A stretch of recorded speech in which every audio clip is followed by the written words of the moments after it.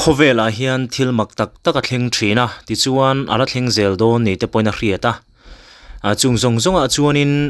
kan lalpa Isu Krista min tlanna tluka thil mak hi chu om thei to lovani chuti me kara chuan hei a pulal chuai lova sia ha an komna hianin a mithi an oma chumi chu a thi tlaya khanin ama ngei kha an mule tlat maya he thil thleng hi ama khop maya ei mi ring te chu kanin vui liama tiang khan in mu zui tur Khovela khanin kanom to ngai lawani nakina chungtenen wana mo kan chatuan hun buat sai kan ina huna khianin kan lain tong le don loma chu tiang ang te chu ani to thina ni ma sela chu ti me kara chuanin thil mak tak hi a thleng ve fo thin renga tuntuma mi po hi thil mak tak chuania hei an khuwa a hianin he thil thleng po hi ala rang reng khop maya ti hian ama an han vui liama a vui tlaya khanin ama ngei mai kha aronin lan le tlat mai engtin nge thil thlen dan ti te tin an hmu dan te le engtin nge a hnu zela an kho sak chhun zom zan dan te po kha hriata cha kom khop mai tuna ilo ngai thlang u chorlung ko hian driver ane chorlung an zin line si achanga mo pakhat hian chuan achan na tang khan ram huai nin u ma tia ke hit thliak ka kenga angal rek he thliak ka mo luite khokrok lu tuk me ron plan che kha atlia ka dia khopa khaman zona mo John March tha hine April tha full moon kha khoi nge ni chu tiang ram hoi ina mi a John sa ka chan chualo pon ram hoi tal chu ka chang chuak e mang chu mo ton khet de him te po tha lom ka te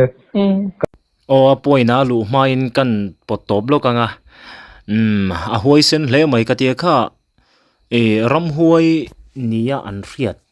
kha mi pakhat kha na tonga ti choni na tan che chiam maya kharam huai kha ne na zel mai ni khatia tan chiat na khan a ke te hial kha ti tliak kha ni a chu an zone ho ta a mu ma sa ho te kha tiang khan anin shil kwal zel an kholam an zone ho ta ni chu tianga zone ho ngai khop chuanin patling kha ram huai na ma do thanin ti sak chi zia jang kha anilawa amaro chu ta chuan ani hi sakap thin a pasal tha tak mai kha ani vea ti chuan chu tianga ram huai me wina patling an ho chu ti in helai a hmuna hianin a vakal ta kha nia sa chan to mina kala sa ka chang chok lo ni pon ram huai tal ta chu ka chang chok anga tia apa khop mai ti chuanin le eng thil nge a ton tak ngai thaliang han changa mo ma se ka van me ya eng tho mai ka felo siang te po hi pathian zara ti de ulek ang chi te enge model ang chi te ka chang nem to mo khatiang zong rap de kha ka van me ya thom han ngai that lo tur beng hen a felo bit po hen a muchin lo reng he ka te mo ka van nei khop mai ni chu khatia si han chang ram hui na hon nuwa khanin mi kan han tung le te han to anom le an to lo an chang to lo bok an ti de onem an chan de jela kha cha khum lo mani ya ni na khatenga an ti a zon hom me khamo a khopa nan zon hom me khachu an ti wen de onem chu tung khachu he mithi an oma ramva warlai hian kasam te patere te lang sam te kazua de khan bor chor de yang ka om tung khachu chei luwa hian mithi an oma chor lunga tangin zandar kuavela kankala furlai ne zan khuwa in ke kankala chei lu kha jing lam cover tirhian kan watlinga mo toy zong soilat mithi chu an vui ate khan an vui zo khan athi ate chung lain hnai tak mai khan ar in enge movel tur chat khan mau azu sata thlan mol athen khan an mithi an vuin gat thlan azo na thlen khan mithi kha korvar ha hian ron khawa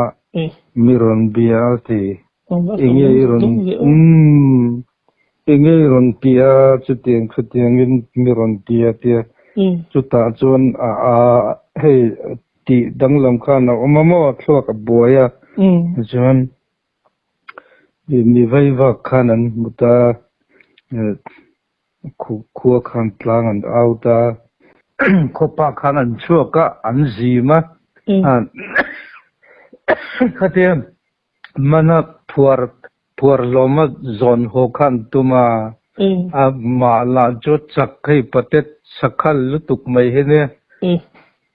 a chon bo kai ni ang maltiat deu tho hene chutiang patet sakhalu tuk khal lutuk mai khane a khopa khan lo ziman an hlau an jot hete an ban deu lek po lo the thoi loma khan an lo hlau kha ke thingkang kar kong zine te lo khan han tarbut ramwan na buthi ka buna thai khok tlang naw khan mitro khan katlan thalei thelo ka phai khok hui han thilvel han suivel kha adu rei do bang khan ka zutlan thata thian te nunga lo ki lei maya nem sok mi khwal apate bere te lo khan kangam khop ma kha tiang han beivel le han sui saka kha kat phur zong tak khania kan chak khopa ka vakalat amak zia mai chu min lo lau khopa nan zima apalian pui pana an ti ngam lo kha ka sutlan kha ka keu sok lo ma khoi nge ka te ka zut kheng tha kan pom ka choi ka che thian chengam lo re ngamo ka van nei je chu an che sen chonin akan in tlom kha ka he ve senga in ti pasal tha in ti pachang in ti huai sin fe khwal khwa le ngal ka tlom mai du don big der selo ani la lo ti lak lo chun ka the nu ka ngai to in saban van nei ka the athar rang mu kha ko chuma lu ta ti na mi ni om ta kan ni kha chi chuna ti boita ti boy mo kha ni a khaya hoisen hle maya kha ti khanin athita chuta athitla ya chuanin thlan mol bula ka tinga thil mamo wala tur mawasa tur mo khami kha ting khanin engei lo ti don ti khan lo din chil ni om ta kani ting chuan kha mutu kha atal boi ta chiam mai kha ni thilmak ta kani he thil hi ti chuanin an han tlang auta pa hawin ting khan an wanga event an zim ta ma chakro sia pate lampang kan mitla ram noya po ram wachal tak mai mo khatiang ang infit deu mai kha ril ruwa lo langa kha pui tu dang kha ama khanin aron thleng zui to bok nen tiang khanin ram noi khalai thlan mol bulvela khanin an han zim ta man tum khan tu ma reng kha lo hlau si lawa tu manan man thei lawani achak vio mai ni oma khan soi mang khan amoi ro chu tiang khanin ani azu thleng thata apom ka nga chengam to lawa ama hi pasal tha hoi sin tak mai kha ani awang hianin he papakhat lo ti boi tu ti mayang emi tharau sual po hianin alo ngam chi alo ni te po khanin a hriat thei ta ni engpo ni selania chung te tan chuanin thil nuam chu ni chi don lawani ngai tha tom no thina khati chin deu kha ani to thawa kan soi bel le du chu hei hetiang ang thil han soi zo zo khu harina thil thleng te mo thi hmalokin kan hmu ti te thi hnuwa chu ting kha ting chuanin zana kan hmu tia soi hi atam thine me maya heta hian chung te tan chuanin ril ru nuam du lo viau thinin ka ring tuna thil thleng me ka po hian ma se han huat ngut thu kha om silo min ka mun ti miau chuan amaro chu heti zong hianin ke karil ro lom thina ram huai kan ti te heng mi thi ron an mani ang che ka hmu kan ti ang thawa bi ka hi chu an chung ten heta thlamuang taka an chol tura an thla liam na ril ruwa kha inge ni setana hena thik thin ni ten ka ria van lam ngai na ten han khata pathian lam ang tiang khan an han nai thara chu chuanin van lam ngai na an nei tla chuanin pathian lampang ril ru siam thar chau zela kha enge thi na hian in a kentel mal som na ani fo thin mai ani chu tianga chu setana hianin thi na ina a kentel thil tha kha nolin ani lo zong in an chung te an pasal te ni mo an nu pui te ni mo an fa te ni mo kha a tha lo zong a ngai that lo na kha tu a chu chuan pathian lam reng hoi thei lawa siama kha tianga khovela po lunga in dom ku na ani lo zong a khovela han tlan tir chiam mai te po kha atum thi ni te poina riata chung te ngai ti that lo nan ram huai tharau sual ten an mani ang takin tiang khana ronin lana nge ni ka tiang ang boina te kha an ron thlen thi ni te hian ke ka ria ka ngai dan ani chuingin ngai dan ne vele eng poni sela henga wang te hian kan chung te ni mo kha tiang mi thi to an mani mel kan han mu le emo midangin an lo mu le kha chuanin van roman kai ngei han tia kha ngai thata ka han om kha a har to riau do na chu sual hian atum ni hian ka retlat maya chu tianga kan ngai to tlat chuanin ko ran lam ngai sak lo na te phur lo na te hial kha enge ni ke mania khanin a om thei don ta ni kha sual thil tum hinin ka ria maro chu bum na ni ti khretai la hetiang thil kan lo tong ani pon kan khu chunga kan mel riat te mon mani thi to kan lo moi mo khatiang alo ni chuan ram huai ten ngai that lo na tura ta na an mani ang takin tiang khana roin lar thin nia ke chun ka ngai ani chuti me kara chon nia sarthi te kan tia se tana du zonga nun manga khovela tlan chiam mai an thi te po khatiang anga an ronin lan te po kha van raman kai don tho ngai that lo nan ram huai ten nan mani ang takan ronin lan ani han ti zele ro kha chu thil harsa kha ani deu tura kan ngai eng poni se tu na kan topic bi ka hi chuanin khatiang ang thil kha ke chon ni tura ka ngai ani ole aba khi enge ni zel kan ngai thla zel rim hrimang chutin han bui som nuwa chuna ron har chuk thavele mayem ron har chuk ke an zod peita khadia ka choi lom kanin an ron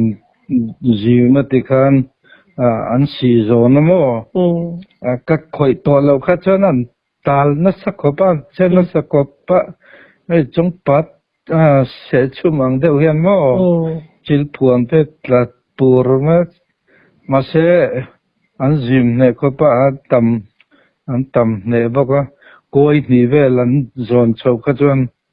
har ta te khan fiam thu te kha an soi puyan du izar te kha khanin fiam thu te an sen nui dur mo kawan ni khop pe ram huai kan tiang chi te enge mo ang chi zon pathian zara ka lau lo buk nen kawan nei hi ka te atun zum vele mai mo atha har pa ngai takin om le mai tum khat po ka thian pa kan nau in ti lum tum hi oma amang ang khan zandar puwa vel hen ron phone jon kan hathian patni kan ne ka han chauta ke kha kal masa ikke sitting room kongka pui iron pen lu che ke king khat i ron ra lu che kan ram hoi pan ngai het rang chak du tuk ngai hen an tlan chia te mo ka van nei khop mai kan va ngama kan va chau lam de lovin a pathian wang neng kati mai mo ani chu i thian pa tha tum tu te ram hoi han tlan chen nu a chu nin an nu a ka tinga han tha tum le nang chi de han nei le nei to mi lo ma po khap sel to mo an bo ngal wang ti that le fel wang ni lovin pathian wangin kati mai mo pathian min hum kati mai a tiang ang ten ka tong zo zo ka van nei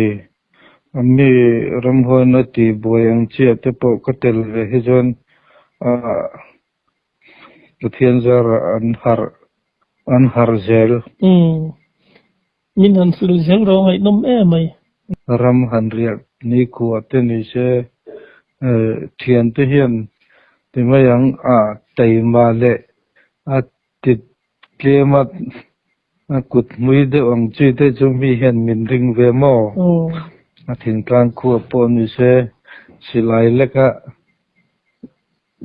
leka hatia in na tanga kan chuak tur mi min hu hi jon ani hi chon kap le mayang hi min ti ve thi na mo chu tiang a van tang e na min rin ve su kan ne i rin tla he mani chu ve de wan chuk ti mai hai a ka van nei sim mo i tum te ngai nom hle mai ka mana tun ma de te ka chon an ti khang lang i la hi kan no pan lai deu tlang wal ma anga te khan ke ruang in chu ang chi te kar ko nga hen helama te chon ni thi ruang in chu a in noi vak te an lo fa ta ke ta mo sau khu kom lai chon barma pa thi hi oma ruang ui to zet mai he kan zona ta moro ko hi khotere te an dinanga an huayan ru khonga an khopia lok chapui ko an ti nen hian tun ma chan ruang ten lo in chu ve deuh thin ngen don khatiang ha ton khiat ve sim kha khacha ka an zona nga zanin chu kanin chu mai thainia tia kan phur khopa tuma kan ne lo ni pon min noi he pon ni pon không nghe zanin chu an ti tak teng ka te phur khop maya an MTP MYA kan tiang mo MTP secretary kha achangin ma bera kala pe achangin ma bera kala kanin kalchok sekamo an cha khopa ma se a khopui jok na za lo sela an lo tu lai deu to anen chukati ma kan in tok kha thlongai ulangin in ha to se kan lo chok ang chu za to mai an tia khatia an ti tak khajon khote jok kan ne pe cham ni khol kan ni box na han tal chen noi pol han tan kha sak le ha no deu to box kan chak khopa mo atuna poen kate pathian zara ram huai chatiang khatiang khang an tiang chi te je a fiat tu pol an tang la de ka cha ka mo mi hen tam ta he na ngai no man te kha khang chan chin te nge ra pom deu te hian soya ka te pe chu khatiang lam kha pathian zara ka sel lem lo na ka lau lo boka ngen ni ka van nei ka ti don ngen ni tum khat to savom khan mi nan kap liam alom kan ta ama akap tu pa berla kha kong abawa ho kong kha bawa sabom na se lume mam dia khopan tlang an awa chuan ama zong tur chuan kan kal ta lom ke silai ken tur kan ei silo chempui ka kenga an doi ang reng lom bok che thian te la ga sabom la lo kap liam lo in rau sana samai thing ban puam tiet le chon tiet ang pe chu at ring chen chen hi pil zong zong he hiet khok a se khok ka mo bel khain van in noi na sa ton de le kan te ka tiang khan mun li mun nga lai a khan lo omamo a se lum nge don ni hi kan te ani kap tu pa dar la je van le siamin liam ta lem lo chon khodanga kheta a lo chua ka ni chon pe ni khopa chon kan zong ta to pa sabom chu ke amma ber hem ga kala chem ken khan ga kala anen bon de mai he oma ta chon a lo toma kan thom khiat khan aron hu ka te khan aron in khausa khai hata hian om chem ka keng si ke chu silai ka keng si lo silai keng ho karon ron masaru le ka te ka plan le ta thing fin chen le kan ka lon mo chuan anon pel ta ma se khatia sabom ko ti khan aron awat de khan silai keng ho khan on plan tha ma se sabom kha adoi je panyang atlan thata lum thata luikor oi panga hian chuan ka phak mang lem leilo khan alum tha athot joimong ral leilama akalta khamitum kha thoi hikate chempui keng khan ma ka ton mo ma kala khatien ka kha ka van nei lo engamo pal ni cha chu boi thak ma tang ani chu ole ti khana ba kha chu enge ni saka chungchang chi te khani ta eng poni sela huai sen hle ma he tin aramsa hanpel mo khating ang konga te po khanin asapel thina chuan enge silai ka thiam te po khani in gan ria sa te po akap tam to viu me an hun lai khan tin pahuai sen takani amaro chu mani hanin chanchin han soi mani chanchin han soi khani wang khanin kong le lama chuan nia ain thlung via win ka ria ma se tam tak te chuan in le in soi thei te po kan te le dei mai thei amaro chu in thlung taksi in tiang khanin ma chanchin hi ron soi nia ki chon kan ngaya te na thil ton te oi omang reng khop katia enge ni atak nge ya anton na kha